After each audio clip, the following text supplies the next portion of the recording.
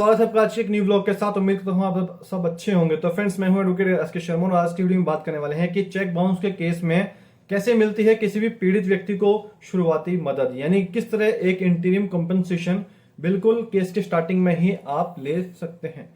तो आजकल उधार रुपए की वसूली के मामले में जो चेक बाउंस के मुकदमे काफी ज्यादा देखने को मिलते हैं। चेक एक कॉन्ट्रैक्ट होता है, यानी कि एक विश्वास का कॉन्ट्रैक्ट होता है, और यहाँ पर कोई भी व्यक्ति चेक देने वाले व्यक्ति पर यह विश्वास कर लेता है कि अगर उसने चेक दिया है तो उस चेक को डिपॉजिट करने पर बैंक से चेक क्लियर हो जाएगा, यानी कि चेक ऑनर हो जाएगा और उस व्यक्ति को रुपए मिल जाएंगे। तो इस विश्वास के कॉन्ट्रैक्ट को अनेक टाइप से फ्रॉड भी किया जा रहा है आजकल, यानी कि इसको फ्रॉड करने का एक हथियार बना लिया है कि जहां पे ऐसे लोग किसी दूसरे व्यक्ति को मतलब नगद रुपए ना देकर चेक के थ्रू पैसे देते हैं, यानी कि चेक के थ्रू उनके खाते में पैसे देने का एक उनको एश्योरेंस देते हैं। जैसे कि अगर किसी भी प्रोडक्ट को, किसी भी सामान को खरीदने पर उसकी जो पेमेंट को चेक के माध्यम से करना, तो किसी या सर्विसेज को लेने पर उसका जो पेमेंट है चेक से करना, या फिर किसी भी व्यक्ति को अगर रुपए उधार लेने पर, यानी कि मैंने आज कैश से उधार लिया हुआ है और आपको जब चुकाने की बारी आई तो मैंने आपको चेक चुका दिया। तो इस जरिए से जो ट्रांजैक्शन होती हैं जनरली ऐसे लेन देन में काफी एक फ्रॉड आजकल देखने को मिलता है। ऐसे लेन देन के बाद होता क्या है कि काफी मामले में धोखाधड़ी भी देखने को मिलती है, जहां पर लोग चेक दे देते हैं लेकिन उनके खाते में चेक जितनी रकम ही नहीं होती है। कोई भी रीजन हो सकता है, मतलब चेक तो दे दिया लेकिन उतने उसके खाते में पैसे ही नहीं है, या फिर वो गलत चेक साइन कर देते हैं, या फिर ऐसा कोई चेक दे देते हैं जिसका बैंक खाता ही ऑलरेडी ब्लॉक कर किया हुआ है। ये सभी जो फ्रॉड होते हैं, यानी कि पेमेंट करने यानी भुगतान करने से बचने के लिए ही लोगों के द्वारा किए जाते हैं। नेगोशिएबल इंस्ट्रूमेंट एक्ट 1881 की सेक्शन 138 चेक बाउंस को एक क्राइम की कैटेगरी में प्रेजेंट करता है, जहां पर किसी भी व्यक्ति के सिर्फ विश्वास के आधार पर चेक लिया है और ऐसा चेक बैंक के द्वारा डिसऑनर कर दिया जाता है। तब चेक लेने वाला जो व्यक्ति है उसको चेक देने वाले व्यक्ति के अगेंस्ट एक कोर्ट में केस फाइल करना पड़ेगा फॉर रिकवरी, यानी कि उसको पैसे की वसूली के लिए कोर्ट में एक केस डालना पड़ेगा, और जो चेक देने वाले को इसके लिए पनिश भी किया जा सकता है। तो चेक बाउंस के मामले में आजकल काफी ज्यादा बढ़ते जा रहे हैं और इन मामलों में लोगों को जल्दी से मतलब आगे न्याय नहीं मिल पाता है, यानी कि इन केसेस जल्दी खत्म नहीं हो पाते, काफी लंबे से लंबे चलते रहते हैं, क्योंकि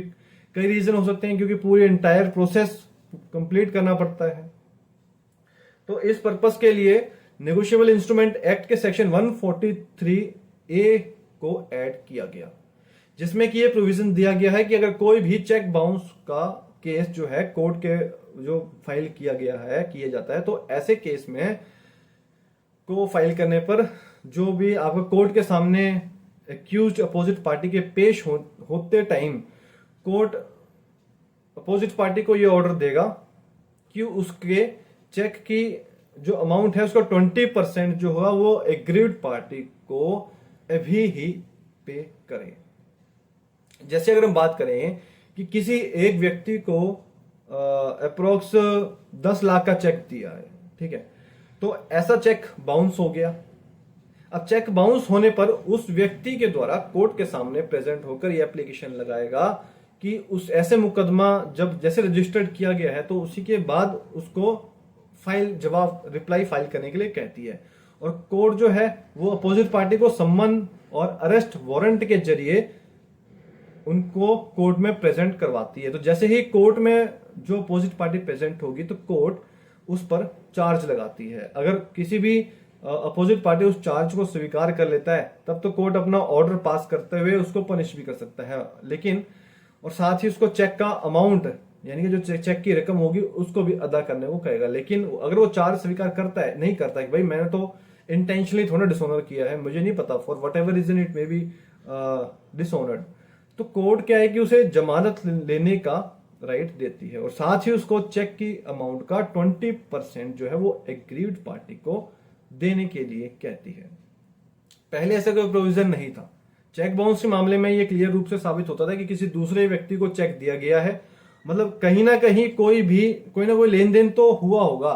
तभी तो किसी आपने चेक साइन करके दिया हुआ है, भले ही बाद में डिसऑनर हो गया, क्योंकि ऐसे ही थोड़ा ना किसी व्यक्ति को चेक दे दोगे आप साइन करके। और कानून की बारीकियों से बचकर जो अपोजिट पार्टी यानी कि जो इसमें एक्यूज होते थे वो निकल जाते थे। वो केवल जमानत लेकर सालों साल मुकदमे को कोर्ट में चलने देते थे, भाई चलने दो, हम तो बेल पर हैं। तो ऐसे में जो एग्रीड पार्टी को कोर्ट से न्याय नहीं मिल पाता था। इन सब सिचुएशंस को देखते हुए और निपटने के लिए एक्ट में ये सेक्शन ऐड किया गया कि जो 20% जो अमाउंट होगा वो पहले ही अदा करना होगा। और कभी कभी कोर्ट अपने लेवल पर पहले ही अपोजिट पार्टी को 20% अमाउंट करने का ऑर्डर दे देती है। लेकिन कई मामले ऐसे भी होते हैं कि जिसमें ऑर्डर नहीं दिया जाता, क्योंकि जब तक एग्रीड पार्टी के द्वारा एक एप्लीकेशन फाइल नहीं की जाती कोर्ट में,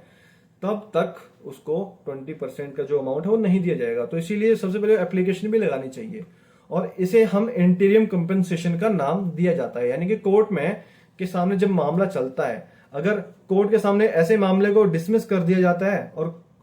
तो फिर उसमें होगा कि जो इंटीरियम कंपेंसेशन के रूप में जो 20% होगा अमाउंट, वो वापस अपोजिट पार्टी को दिलवा देगा। यानी कि इस केस में होगा कि जो अपोजिट पार्टी को एक राशि ही देनी होती है, और अगर मामले में अपोजिट पार्टी को पनिश किया जाता है तो ठीक है, तो बाकी के चेक की राशि और उसके साथ जो कंप्लेंट के साथ जो खर्च हुए हैं, जैसे उसके चार्जेस हुए हैं, लीगल चार्जेस, एडवोकेट की फीस, वो सब कोर्ट के द्वारा एग्रीड पार्टी को दिलाए जाते हैं। और जो कोर्ट है वो ऐसे चेक बाउंस की अमाउंट पर इंटरेस्ट भी दिलवाता है। अब इसमें सेकंड ऑप्शन है कि अगर अपील पर भी देनी होती है 20% राशि, यानी कि जो कोर्ट है मामले को सुनने से पहले 20% जो होगा, यानी कि 20% जो अमाउंट होगा वो अपोजिट पार्टी जो है वो एग्रीड पार्टी को दिलवा देता है। और इसमें अगर जो भी पीड़ित पक्षकार है उसका जो मामला अगर कोर्ट में साबित हो जाता है, तो जो कोर्ट है वो एक्यूज्ड को दोषी करार करते हुए अपना डिसीजन सुना देती है। ठीक है, और डिसीजन सुनाते हुए जैसे नॉर्मली जो भी एक्यूटल कन्विक्ट होगा वो हो जाएगा। तो जो कोर्ट है वो किसी भी चेक बाउंस के मामले केवल चेक में ही जो राशि दी गई है वही नहीं दिलवाती, बल्कि उसके अलावा उसमें दूसरी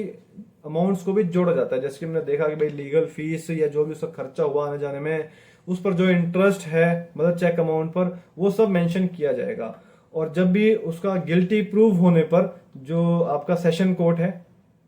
यानी कि उसे जब भी गिल्टी प्रूव होने पर जो एक्यूज्ड है अपोजिट पार्टी है, उसको सेशन कोर्ट के सामने अपील की जाती है।